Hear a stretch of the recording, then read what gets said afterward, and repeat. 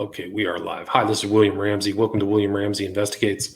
On tonight's show, I have a very special guest. His name is David A. Covey, Covey, and he's just published a book, a very timely, important book, I would say, considering the current political situation in the United States. And the title of the book is Hometown Politics. And it kind of goes into detail about how important it is for people to get involved, really at the grassroots, really at kind of down to earth local government, but he can talk more about that. So David A. Covey, are you there? Hello, Bill. Thank you very much. Glad to be here with you. Awesome. Well, thanks for agreeing to the interview. This is your first book. Can you talk about your background and what led you to write Hometown Politics?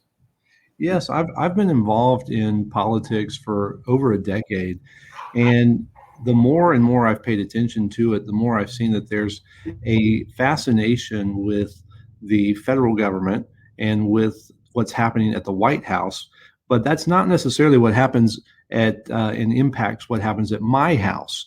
And so Hometown Politics, back to the basics, is about getting to the things that impact me as an American, as a Texan in this case, and how do I make a difference? And so my background is that I started at a young age and came up, worked my way through the political system as a precinct chair, and then as a county chair, and then as a state executive committee man for one of the major parties.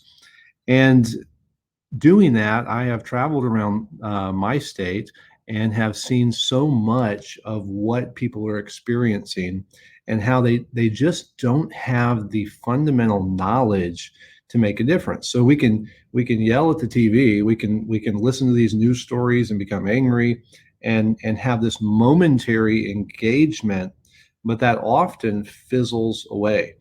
And so I've had it on my mind to write something and just share briefly my experience, but then go in at a very specific level and talk about, here's your county government, here's your state government, here's your political parties, and the steps that you can do to engage and to make a difference. And then I did some research and some experience that I had, and I show how few people it takes to really make a difference. Because one of the things that I hear all of the time is that my vote doesn't count. And there's this belief, this general presupposition that one vote in the pool of votes just doesn't matter. And so showing very specific years and elections, I show how one vote can influence so much and how many elections have come down to just a very few votes. And so that's what Hometown Politics does, and that's where it goes. The original views of the government, where the source of freedom is, and can you talk about the background really as the founders found the United States? Yes. So the book's divided up into three parts, and I'm very passionate about history. I'm very passionate about the Declaration of Independence and the Constitution and where that came from. And so the book starts in part one talking about the philosophy of government in America. And it's a very basic concept, but it plays out and has very critical implications across the country. And the philosophy of our founders was this, that American government was based on individuals having inalienable rights. And those rights, in this case, come from God. Now, if your rights do not come from God, and there's not something that is above all governments, and these rights are above that, then all you're saying is that there is a government body, whether it's a sovereign or a Congress, that determines what are your inalienable rights. And so we have to understand what is our philosophy of government in the sense of where do our rights come from? That is a critical question, and it impacts how we enact our government. And so when we come to our founding fathers, they had a strong belief that we needed a government that would support our inalienable rights, not that granted us these rights, but that we already had them. And so the government was to support and to protect those rights. John Adams made the comment, he said, "Our Constitution was made for a moral and religious people. It is wholly inadequate to the government of any other." And by that, John Adams is acknowledging that we need in society a moral disposition to be able to maintain our government, because government by itself will continue to grow. It will continue to bring in more spheres of influence under its control. And Will, that's exactly what we see today. We are in a position where our government has continued to grow and continued to build and build and build until we have where government in many counties and states is one of the largest employers, if not the largest in many counties, largest employers in that county. That's an Right. incredible thought. It's really incredible to see and understand that. And so a lot of government's role is employing citizens to work for them.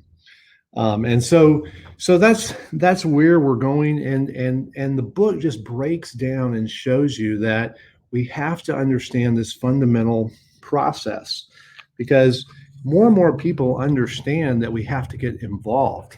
But if they come to government thinking that our rights come from government, then they're less likely to challenge verdicts that come down from the government. And so when the government tells you that you must take vaccines, or that you must do this or must do that, then the government is supposedly right if your philosophy of government is that your rights come from the government. However, if you understand that your rights come from God and that the government is there to enforce them, then your political activism will cause you to be willing to stand against tyrannical government edicts that have no basis in law and that step on your rights as an individual. So that's where part one of the book really starts. And we just go into and looking at the Declaration of Independence and then into the Constitution. And it's so important because those documents in many schools around the country are no longer taught. And there's Right. so many important things that come from them that we must understand. And so, my encouragement is for people to pay attention what's being taught in schools and encourage your teachers to be teaching civics and I mean history, true history, not made up history or the evolving history that seems to be the case so often. Right. The 1619 Project, or some of these critical race theory, which leaves out so much to be taught. I mean, it's really a Right. distraction from the core fundamental doctrines that started this country and are based on our liberty and freedom. I mean, people are really missing out to see how much thought went into the foundation of this country and all the civics that's passed down to each person through the states. That's right. That's right. Well, and so if we understand that, and one of the other key fundamental things we have to understand about our government philosophy is that man tends to not be basically good. And so even John Adams specifically rejected the idea that man is basically good. And he said to expect self-denial from men when they have a majority in their favor and consequently power to gratify themselves is to disbelieve all of history and universal experience. It is to disbelieve revelation from the Bible, which informs us the heart is deceitful above all. So he quotes from the Bible at that point. But he recognizes that if you give the majority power and you presume that those rights come from the majority, eventually all of human history indicates that they will step on the rights of the minority. And so that's where the American system of government is so different. We understand that our rights don't come from the majority. They don't come from government. They come from God. And so we can stand boldly in public space and in the public square and say, no, the government has gone too far. And you can resist when they step over that line. And so that is really the heart and message of where we focus, and kind of where I've gone with part one of the book, and then we move into part two, where I take the time to begin to look at your county offices, and from the county we look at the many aspects of government, from your county judge, for example. The county judge is not a judge in the way that we think of a judge. He's an administrator on a court that is basically the executive body of a county, made up of your commissioners and of a county judge. And so some people know this because they've interacted with it, but this court is way more impactful on your daily life than even the president is. And yet, where do we spend most of our attention studying politics? Always at the federal level, always at DC. Yeah. Always in DC. Always in DC. We're watching that and seeing what happens. We follow closely what this senator says and that. They haven't. The rate of their legislation, although it can be widespread in impact, it's very slow. And depending on how your state and local authorities implement it, it can have very little effect. And so your commissioner's court, on the other hand, is making laws on your tax rate. They're impacting appraisals. They are hiring their employees and determining the rate of how fast your county government grows. They're helping with drainage in your area and whether your house floods or doesn't flood. And they're working to attract business to your counties through economic development, things that impact the appraisal of your house. And so these local authorities have way more impact and way more consequence on the average American than the federal government does. And so part two of my book really goes through and looks at all these offices of your county treasurer and of your sheriff and your justice of the peace. And one of the things I always say about the sheriff position is that it's very important that everyone be known by their sheriff. And when I say that, be known by their sheriff, I mean it for all of the right reasons. Not, you don't want to be the guy that the sheriff knows because of problems. But it's good to know your chief law enforcement officer, because ultimately all law enforcement authority comes down to who your county sheriff is. And so your county sheriff has a lot of sway in what he enforces and in assisting you in an emergency situation. So I deal with the office of sheriff and just really break down what he can do and show people the benefits to getting to know your sheriff and some ideas on how you can do that as well. And I think you wrote in your book, like, the amount of people voting for their local, politicians, like judges, sheriffs, et cetera, is very, very low, right? Yes, it is. It's very low. In fact, we kind of break down in several counties, you can see, but overall, you're looking at anywhere from 10 to 30% of people are all that vote in an election. Many times you have about 8% determine who wins. It's incredible. These are such powerful offices too. It's amazing how little involvement there is. It's really not a good thing. Yes. Yeah. Well, I had a conversation with a state senator here in the state of Texas, and he was telling me about his race, and he got into this is a state Senate position, and he was able to win the election against a longtime incumbent by only 300 votes. 300 votes. And this is a district that votes around 900,000 to a million population. And so it came down to very few votes.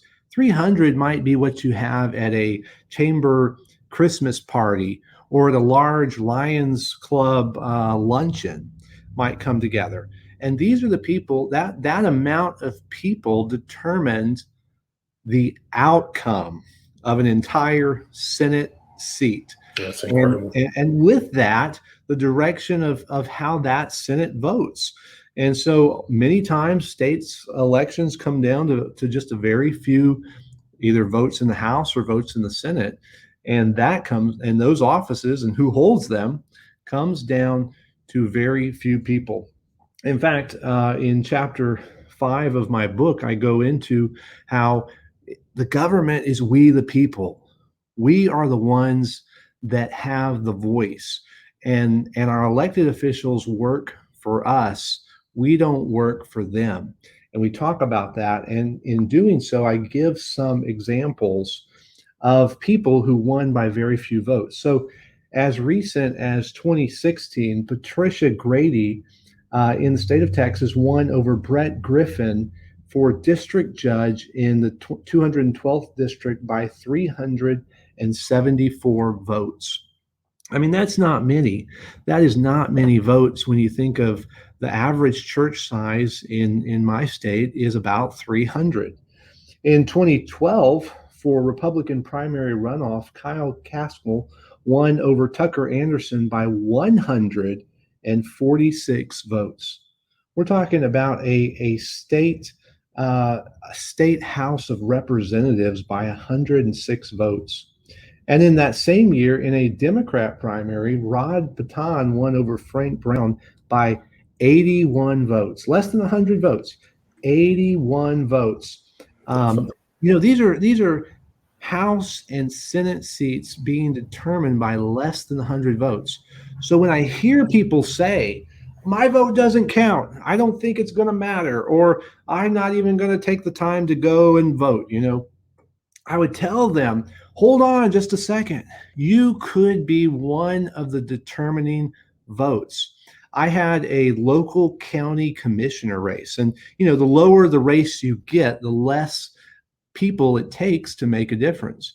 And this particular commissioner it was around 1,200 people voted in the total race, which was about 20% of the population that lived in there and could have voted.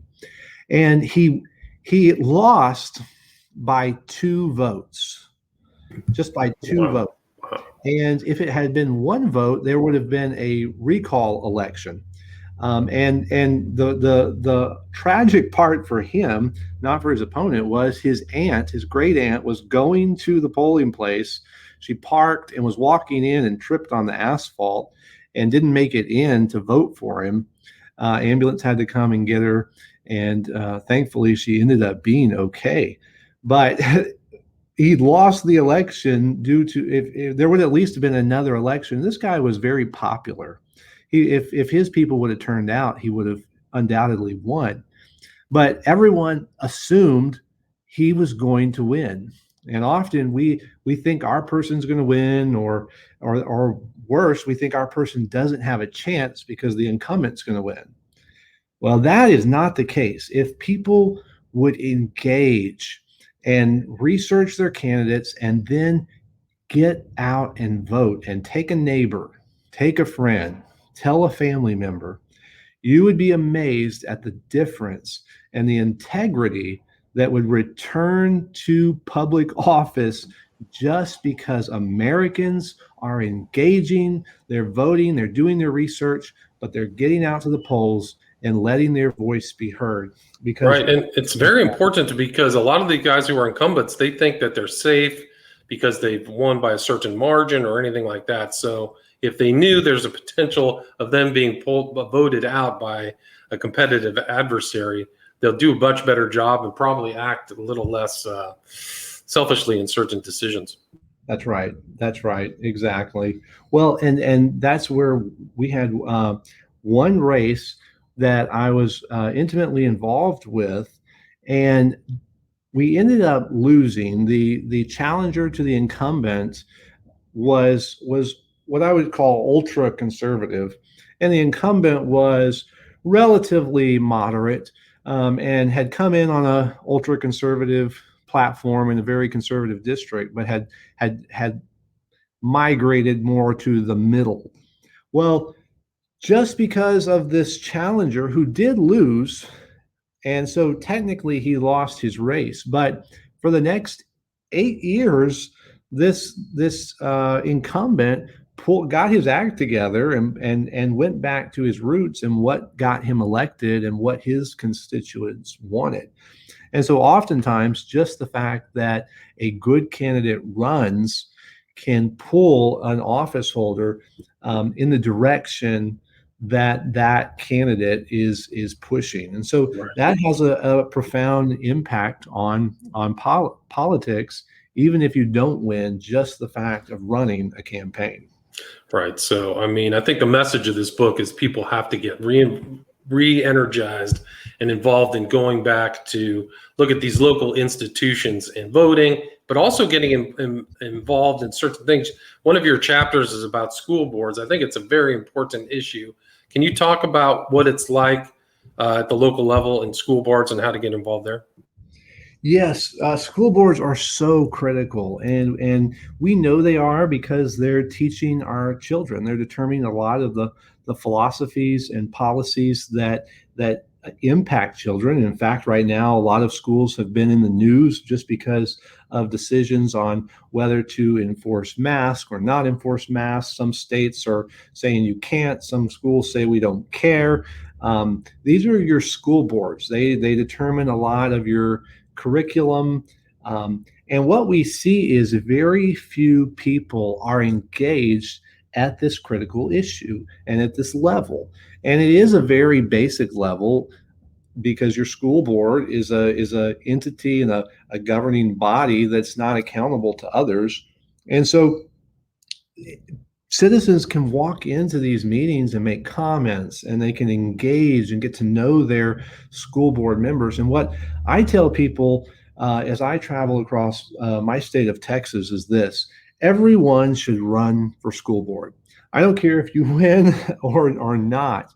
Every parent should run for school board and attempt to impact how their children's minds and environment is directed. And so if more people would do that, because schools are shaping the minds of the next generation, and these children grow up. You know, we were all children at one point, but they grow up and they become voting members of the elections, and they contribute to work and to society.